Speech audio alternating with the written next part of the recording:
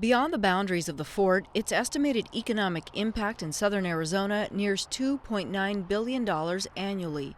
After opening in the late 19th century, as Fort Huachuca's foothold strengthened, it helped give rise to Sierra Vista.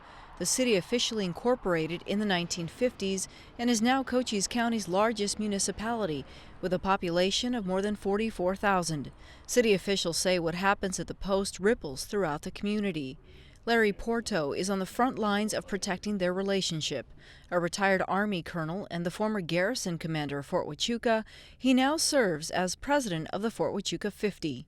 So tell me about the mission of the Fort Huachuca 50. Fort Huachuca 50's mission is very succinct and it's short. It's to support and defend the missions of Fort Huachuca in support of the community. That's it. How so? What does that look like? That looks like being engaged. It's being engaged on threats to the missions on the fort, and those kind of come in two big flavors. The Huachuca 50 was formed 32 years ago now in response to the first round of BRAC. So every time one of those comes along, that's a key driver for what we do. And the other issue that we watch for is business and mission stationing decisions that come out of the Pentagon, and those are the ones that can kind of pop up as a surprise. A BRAC, or Base Realignment Closure, occurs when Congress gives the Pentagon permission to reorganize its base structure. A BRAC in 1991 directly impacted Arizona with the closure of Williams Air Force Base in Maricopa County. When you deal with any large organization doing data collection on a large action like a BRAC, it can get distorted and simply be incorrect sometimes. And we believe that when people have correct information about Fort Huachuca and understand what the diverse things that go on here, that better decisions will be made about the fort, and that in turn protects it because it's a unique capability that's here. Does the Department of Defense understand how valuable Fort Huachuca is in the state of Arizona? I think they do now more than they have in the past. When I was here in the early 2000s, there were people that we found that didn't even know what Fort Huachuca was or where it was. And I think it's more on people's lips now. There's a lot of best practices and firsts that have come out of this fort over the years.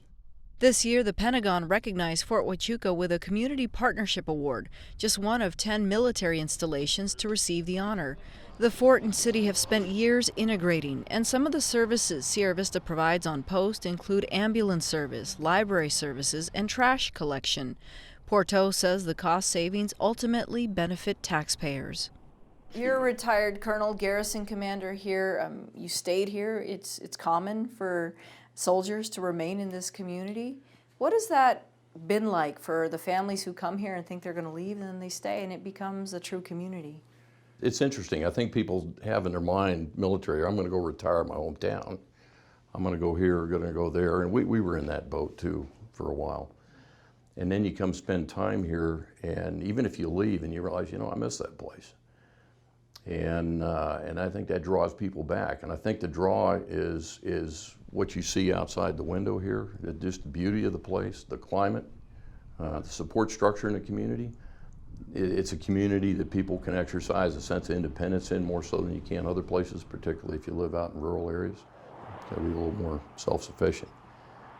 And that's attracted to people. So you get a lot of military come back here, and not just necessarily from the Army, from all the services, people that are exposed to this, they'll come here.